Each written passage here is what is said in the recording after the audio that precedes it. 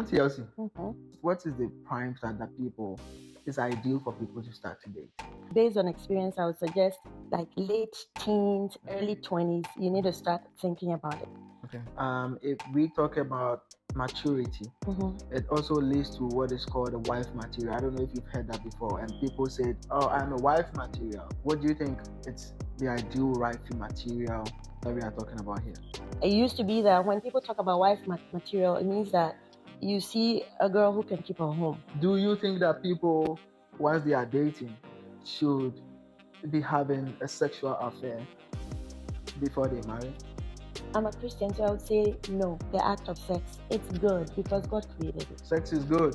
It is good because anything that whatever God created, He looked at it and He said it's good, Yeah. right? So if He says it's good, then we know it's good. Okay. But the thing is that sex, to me, was created for marriage. Okay. I heard from a lady pastor who was saying that she is one of the pastors that believe that people should have sex before they marry. So you see, there are a lot of there are a lot of things that are not biblical. Yeah. People want to use their own perspective. I lived in some parts of Western North. There was a man whose manhood is nothing to talk about. But it's important. No, it's small. Right? Like it cannot do anything. But who says that if a man's manhood is small, it means he cannot do anything? No, I'm just saying that you That's don't what I'm want you don't saying. marry someone and the person will.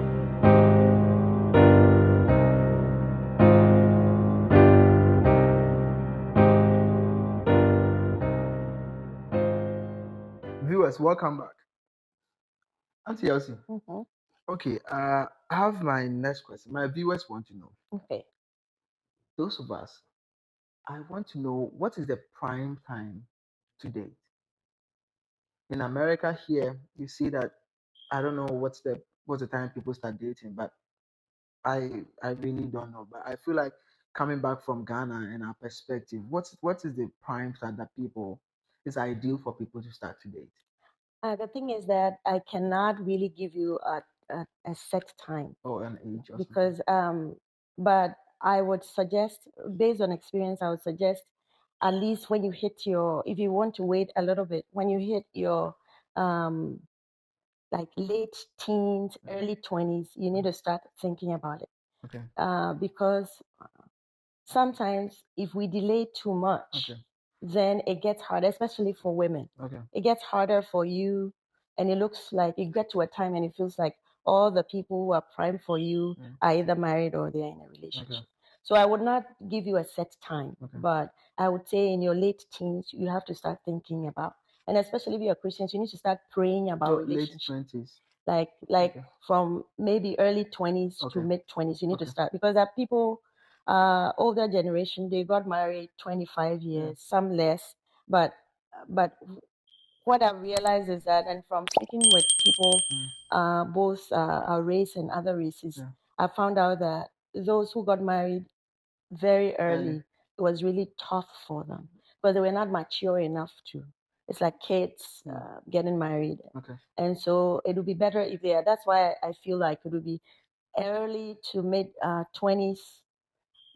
Then they will be mature enough at least to know certain things before they get into. You are mentioning the concept of maturity in a relationship. I mean, can you describe what maturity is like? Okay, so maturity does not necessarily have to be how old the person is. Yeah. Maturity has to do with in people's thinking, their perspective. Okay. Because marriage, in our language, we say the journey of marriage is long, right? And so if you don't have the aptitude for it, then you would go in and come out. I feel like in this generation, kids get into relationships too early. Okay. And so they don't really have a perception or perspective of what to expect. Okay. And so that it hinders the marriage somehow. Okay. But if it could be somebody could be 21, 25, and they may be even more mature when it comes to thinking than somebody who may be even 50. Yeah. So it's how their perception about marriage, going in not thinking that it is, or perception about relationship, because we know that not all relationships might lead to marriage. But that's why I'm saying that the perception with which you're going into the relationship You need to be matured enough to understand that your happiness does not depend on the other person. I need us to stay right there. So I also want to know further. If we talk about maturity, it also leads to what is called a wife material. I don't know if you've heard that before. And people said, "Oh, I'm a wife material, and um I have the ideal characteristics of who a wife would be like." Can you describe that? Can you tell us what you think? Do you think that it's really like a skill that people, let's try and then unearth these kind of ideologies around it. What do you think it's the ideal wifey material that we are talking about here? So where we come from originally, it used to be that when people talk about wife material, it means that you see a girl who can keep her home. Yeah. Like when it comes to cooking, Yeah. taking care of other people. Okay. It doesn't have to be. If you go to a home and you see how a girl is, you see them cooking. Yeah. They're taking care of other people. Okay. They have other people's interests at heart. Okay. It's not all about them. Okay. They think about they've prepared Yeah. themselves Mm. to live with somebody else, Okay. or to move with somebody else, Okay. to create some kind of bond with somebody else. Okay. Then we say the person is wife material. Material. If you have a girl who does not think about anybody else but themselves, Okay. they don't know how to, because I know now they don't necessarily need to know how to cook. Okay. In our culture they do, right? Yeah. But now they don't necessarily need to, but at least they would have the interest of the other person at heart. Yeah. Even if they have to go out to eat, it's not going to be her expecting the man to be. You would see the girl come. Are you hungry? Should we go out get something to eat? Not about I'm hungry. Get me something to eat. Yeah. So if you see that the person is caring, Yeah. ready to like entertain another person Mm. in their lives, Or not self-centered. and not self-centered. That's Yeah. what I'm saying. If they are not self-centered, you Okay. can see it. Okay. There are some people that, and I would say that sometimes if you're a guy and you have female siblings, Yeah. you get to see some of these things. Yeah. So if you see a girl who does not exhibit those characteristics, you know Yeah. that they are not ready. Yeah. That And I is why think somebody would say she's not ready. Yeah. I am not ready. That means that okay, I want to keep on learning how to.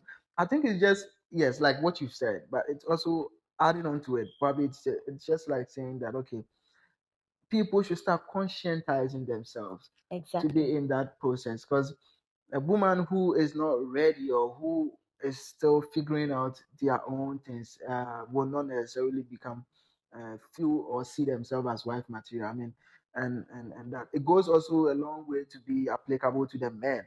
If you want to be like a husband material, you should also be thinking of how to take care of a man, a woman, sorry, and that would also help to foster a very good relationship.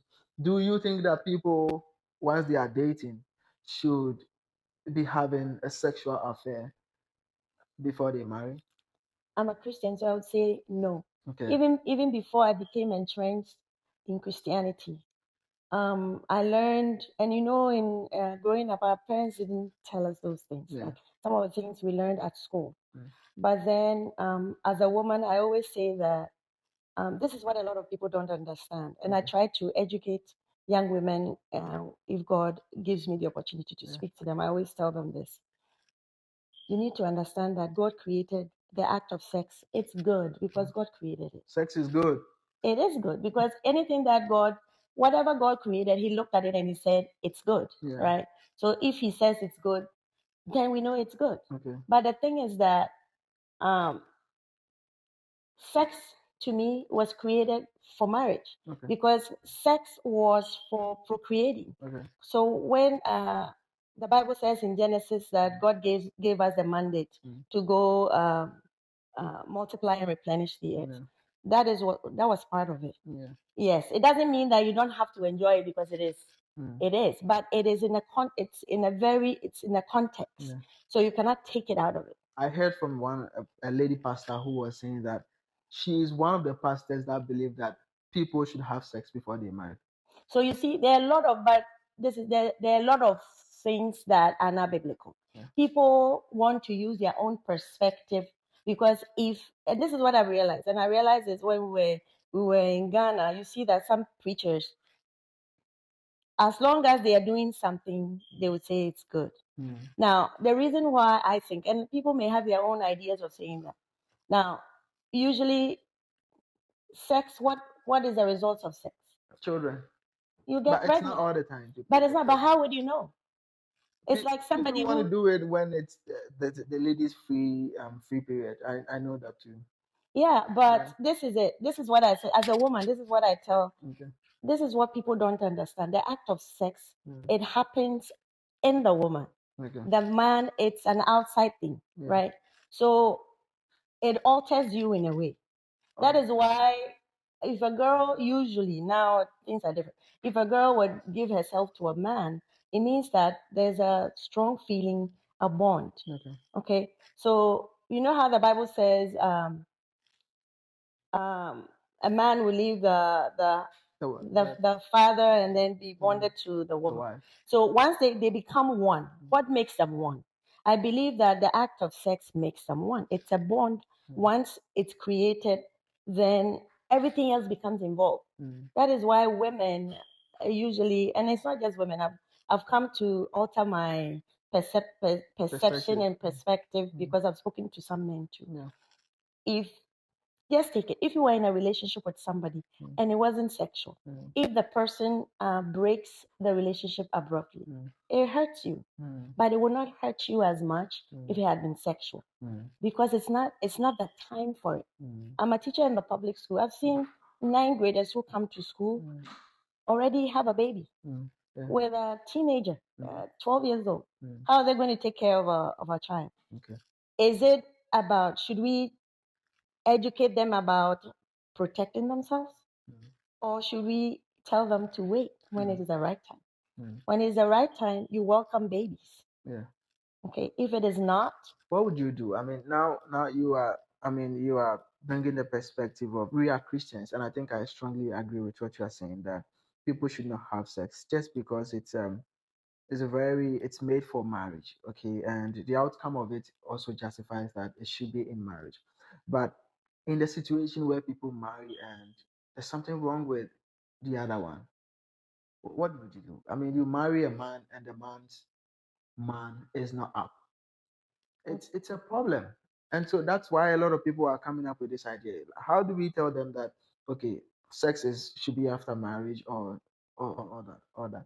So what you're trying to say is like, you want to test it, test drive it. That's the reason why people want to test it. But this is the case. Anything can happen. Okay. Anything can happen, right? But So you cannot. but once you are sure that okay, I tested it, the man is very potent, then you know that after marriage the man is potent. I think what we need to get from each other is honesty. If the person knows about what their situation is and they want to go the long haul with you, it's not just having a relationship. If they want to go the long haul with you, they have to be able to tell you, because And Chelsea, a lot of men would say just because they want you. I've heard stories. Okay, my mom has been telling me stories where a man really wanted the woman because the woman was every man's dream in the village, and he hid a lot of things. Men go a long way in a long. They go all the way just to get a woman. So they are not. And I can tell you, I lived in some parts of Western North. There was a man whose manhood is nothing to talk about. it was important. No, it's small, Uh-huh. right? Like it cannot do anything. But who says that if a man's manhood is small, it means he cannot do anything? No, I'm just saying that you That's don't what I'm want you don't want to saying. marry someone and the person will then later on you will find out that the person's manhood is not working. But is that the solution though? That's what I'm saying. We cannot say, you see, as humans, we would do anything to justify the things that we do. Okay? So what if we've watched it in movies that has happened where people would say it's our culture that the woman has to get pregnant first so they know that she's fertile. And we have situations where they move on, the woman gets pregnant, and the marriage doesn't even go, come on. Now, this woman has what we call in Ghana a trailer. Who is going to marry a woman who already has a child from another man? So that's why I'm saying it's not the solution. There should be better ways. Now, people can be tested medically. So if they want to check, why don't they take that route? Because you cannot, I'm not palm wine or whatever that you want to test me before you can say, I'm going to buy this. So I don't think that's the solution. And I think nowadays people are also skipping the concept of marriage counseling. Once you go, I think these are some of the specific things they ask. Whether a man you are, there's anything you really want to tell us that will not permit you guys to marry, go ahead with the marriage. And I think that's one of the reasons why these things are going on. But I think I kind of like agree with you. If I mean, we'll talk more about it, but I want us to come back from our break. Viewers, tell us what you think. Do you think that it is good to test it before marriage or not? I mean, we are saying that sex is good for marriage and it should be done in marriage. But leave a comment. Tell us your story, what you have heard. Like the video if you also enjoy what you are watching. We'll come back.